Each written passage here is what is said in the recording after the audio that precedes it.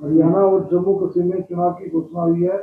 उस चुनाव की घोषणा के तुरंत बाद प्रदेश में चुनाव आचार संहिता लागू कर दी गई थी, परंतु सिरसा विधानसभा क्षेत्र में किस प्रकार चुनाव आचार संहिता की धज्जियां उड़ाई जा रही है, इसके लिए मैं आज आपके रूबरू होने जा रहा हूँ कि यहाँ के स्थानीय विधायक गोपाल कांडा और उसके भाई श्री गोविंद कांडा द्वारा इन दिनों विधानसभा क्षेत्र के गांवों का दौरा किया जा रहा है और इन गांवों में अपनी गाड़ियों में पुलिस के गनमैन और प्राइवेट बाउंसरों के जरिए करोड़ों रुपए गाड़ियों में नकद भरकर गांवों में बांटने का प्रयास किया जा रहा है।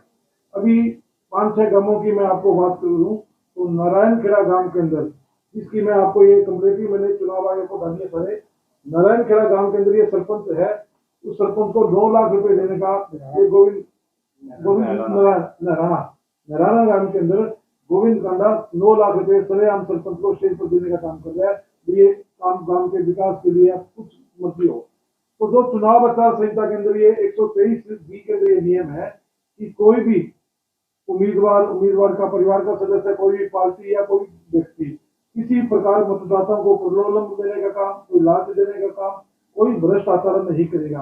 परंतु संस्था के अंदर सरेआम जैसे इसी तरह नारायणा गांव में दिया गया 10 लाख रुपए चालीवाल गांव के अंदर नगद बांटे गए, 6 लाख रुपए शाहपुर बेगू में बांटे गए, 50,000 रुपए नगद चौबुर्जा गांव में नगद दिए गए स्टेज के पब्लिकली। और उसकी खुद गोविंद कांडा और उसके जो सोशल मीडिया की यूट्यूब की जो टीम है उस पर उन्होंने अपलोड किया हुआ है। मेरे पास भी सबूत है। मैंने कल एक लिखित कंप्लेंट भारतीय मुख्य निर्वाचन आयोग, हरियाणा मुख्य चुनाव अधिकारी और सिरसा के उपायुक्त महोदय जो की चुनाव अधिकारी है उनको मैंने ऑनलाइन कंप्लेंट डाल दी है। और कल मैंने दिल्ली के अंदर मुख्य चुनाव आयुक्त से भी टाइम मांगा हुआ है, अगर मुझे समय मिला तो मैं विद प्रूफ सहित सारी वीडियो, सारी फोटो उनको दिखाऊंगा कि किस प्रकार सरेआम चुनाव आचार संहिता की धज्जियां उड़ाई जा रही है। इसी प्रकार इन्होंने एक विज्ञापन जारी किया कि ये अखबारों के अंदर और सारे होर्डिंग साइड इन्होंने लगाई है कि कोई भी किसी को भी स्ट्रीट लाइट सफाई की व्यवस्था हो तो हम उसको दुरुस्त करने का काम करें। इन्होंने अपने 2 नंबर भी दिए हैं। तो मैं ये पूछना चाहता हूँ जिला प्रशासन से कि स्ट्रीट लगाने का काम नगर परिषद का होता है, ना कि किसी प्राइवेट आदमी। कोई भी प्राइवेट आदमी या उम्मीदवार या हो सकता है विधायक का भाई, उसको क्या अधिकार दिया गया है कि वो शहर में स्ट्रीट लाइट बांटे? अगर स्ट्रीट लाइट बांटेगा तो उसका बिजली का बिल का कौन जिम्मेवार है? उसका बिजली का बिल कौन भरेगा?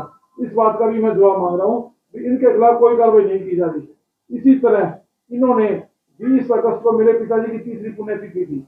वो पुण्यतिथि एक सामाजिक धार्मिक कार्यक्रम था, उसके मैंने होर्डिंग लगाए, शहर में पोस्टर लगाए, परंतु नगर परिषद के 50 कर्मचारी तो कैसे इसी काम के लिए लग गए कि वो रातों रात होर्डिंग और पोस्टर उतारे जाए। मैंने इसके लिए उपायुक्त महोदय से टेलीफोन पर बात करी, एसडीएम महोदय से बात करी, ईओ नगर परिषद से बात करी, परंतु मेरी कोई सुनवाई नहीं। रातों रात मेरे सारे होर्डिंग और पोस्टर फाड़ दिए गए। अगले दिन गोपाल कांडा के शहर में सिरसा का सेवादार कांडा परिवार, इसके जगह जगह सारे शहर में होर्डिंग और पोस्टर लगा दिए गए, परंतु आज तक कोई भी कार्रवाई नहीं है।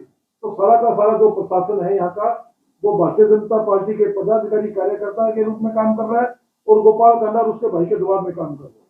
ऐसा ही कल चुनाव आयोग, मुख्य चुनाव आयोग से मिलने का समय मांगा हुआ है। अगर उन्हें मिलने का समय दिया तो मैं वहां उनको सारी विद रिपोर्ट सबूत समेत किए करूंगा। और इसमें नियम है, चुनाव आचार संहिता में नियम है कि कोई भी भ्रष्ट आचरण या भ्रष्ट तरीका नैतिक कार्य करता है तो उसको 6 साल के लिए डिस्क्वालीफाइड किया जाता है, चुनाव लड़ने से अयोग्य घोषित किया जाता है। तो मैंने यह मांग की है कि इसके आधार पर इनको चुनाव लड़ने से 6 साल के लिए अयोग्य घोषित किया जाए। मैंने लोकल लेवल पर भी की है, तो डीसी होते हैं वो जिला निर्वाचन अधिकारी, उनको भी मैंने कंप्लेंट की है, ऑनलाइन कल कंप्लेंट डाली थी। परंतु मैं ये आपके सामने स्पष्ट आरोप लगा रहा हूँ कि जिला का प्रशासन है, अगर जिला का प्रशासन ईमानदारी से कार्य करता तो मैं जिला का प्रशासन को कहता हूँ कि जब गोविंद कांडा दौरे पर जाता तो आप उनकी गाड़ी चेक करो। उनकी गाड़ियों में करोड़ों रुपए नगद होते हैं, नगद 10-10 लाख रुपए, 5-5 लाख रुपए काम में बांटे, वो पैसे कहाँ पे आ रहे हैं? गाड़ी में रख के लेके जा रहे हैं ना। आम आदमी, अगर आज चुनाव आचार संहिता में एक नियम है कि हम 50,000 से ऊपर की नकदी नहीं रख सकती, अगर हमारे पास लाखों रुपए की नकदी है तो हमें सबूत देना होता है कि ये पैसा हमने किस अकाउंट से कैसे दिया हुआ है। इनकी गाड़ी में करोड़ों रुपए है तो इनकी गाड़ी क्यों नहीं चेक की जाती? क्योंकि इनको सरकारी गनमैन भी दिए हुए, प्राइवेट बाउंसर भी रखे हुए। आज प्राइवेट बाउंसर किस कैपेसिटी से रखे हुए, उनके लाइसेंस उनको किसने परमिशन दे रखी है?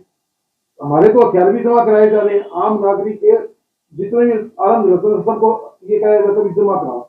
आप ये तो पूछना 20-20 गनमैन प्राइवेट बाउंसर लेके चलते हैं, उनके पास हथियार भी है, इनकी परमिशन किसने दे रखी है? चुनाव आयोग अगर हमारी बात पर नहीं कार्रवाई करेगा, इनके जवाब में काम करेगा, तो हम कानूनी सलाह देकर कोर्ट में